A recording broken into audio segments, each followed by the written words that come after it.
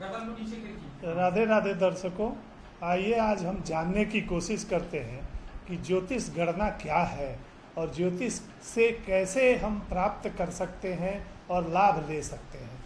ज्योतिष एक गणितीय गणना है और गणितीय कैलकुलेशन के द्वारा हम आपके लग्न चार्ट का निर्माण करते हैं और यह लग्न चार्ट से ही गोचर आधारित गणनाएं संभव हो सकती हैं।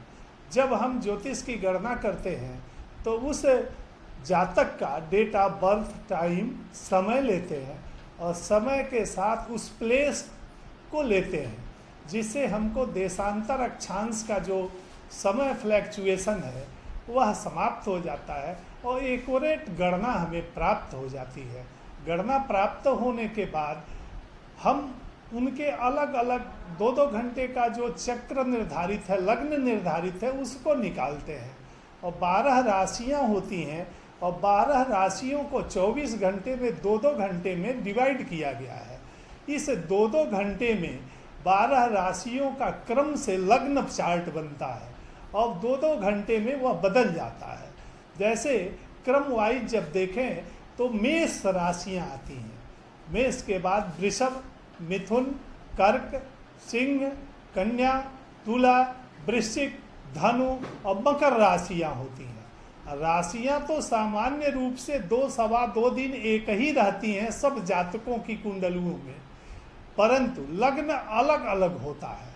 तो हम आपको जो गणना बता रहे हैं वह लग्न आधारित गणना बता रहे हैं।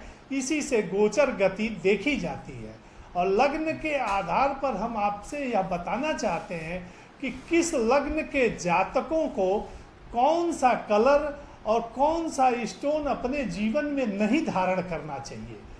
आपको बहुत लोग बताएंगे कि क्या लग्न है और कौन सा स्टोन धारण करें, लेकिन किस लग्न के जातक को कौन सा स्टोन अपने जीवन में और कौन सा कलर अपने जीवन में कम से कम प्रयोग में ले आना चाहिए।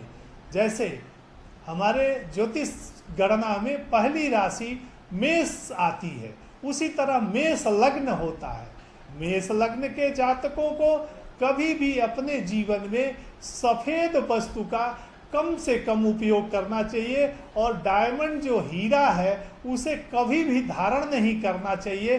जो ग्रह हमारे अनुकूल हैं उनका रत्न पहना जाता है और जो ग्रह हमारे प्रतिकूल हैं उनका दान उपदान किया जाता है। इसीलिए मेष लग्न के जातकों को वर्ष में समय समय पर सफेद वस्तुओं का दान, जैसे चावल, दही, दूध, कपूर इत्यादि का दान करते रहने से उनके जीवन में जो समय समय पर किसी तरह की बाधाएं दृष्टिगोचर होती हैं वह दूर हो जाती हैं। इसी तरह गोचर में दूसरी जो राशि है वह वृषभ राशि है।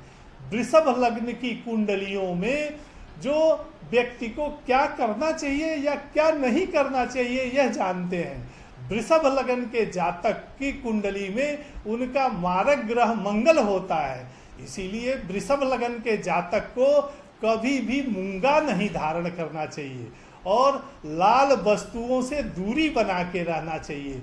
अपने जीवन में लाल वाहन, लाल वस्त्र का त्याग करना चाहिए एवं मंगलवार को जरूर हनुमान जी की कुछ आराधना करने से विशेष हनुमान जी की कृपा बनी रहती है।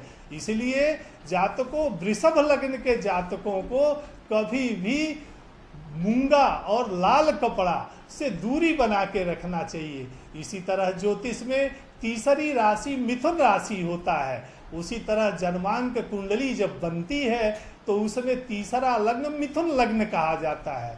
आइए जानते हैं कि मिथुन लग्न के जातकों को अपने जीवन में क्या क्या सावधानियां बरतनी चाहिए और किस कलर को कपड़े से और किस स्टोन से दूरी बना के रखना चाहिए। मिथुन लग्न के जातकों को कभी भी अपने जीवन में पीला पोखराज नहीं धारण करना चाहिए, स्वर्ण धातु कम धारण करना चाहिए और पीला वस्त्र भी, पीला वाहन भी अपने जीवन में कम उपयोग करना चाहिए, जो मिथुन लग्न के जातकों के लिए अनुकूलता भरा रहेगा। मिथुन लग्न के जातकों को निरंतर भगवान नारायण की आराधना करनी चाहिए, या ओम नमो भगवते वासुदेवाय इस महामंत्र का एक माला अपने जीवन में जो जप करते हैं तो उनके जीवन में जो आ रही बाधाएं हैं वह समाप्त हो जाती हैं। इसी तरह चौथी राशि ज्योतिष गणना में कर्क राशि आती है। उसी अनुसार कर्क लगन के कुंडली वाले जातकों को अपने जीवन में नीलम कभी नहीं धारण करना चाहिए और काला वस्त्र कम से कम पहनना चाहिए। काला गाड़ी घोड़ा अपने जीवन में कम यूज करना चाहिए और विकलांग और निरीह व्यक्ति की सेवा करना चाहिए। शनि देव की आराधना करने से उन्हें उत्तम फल प्राप्त होता है। इसी तरह ज्योतिष गणना में पांचवी राशि सिंह राशि आती है। सिंह राशि और सिंह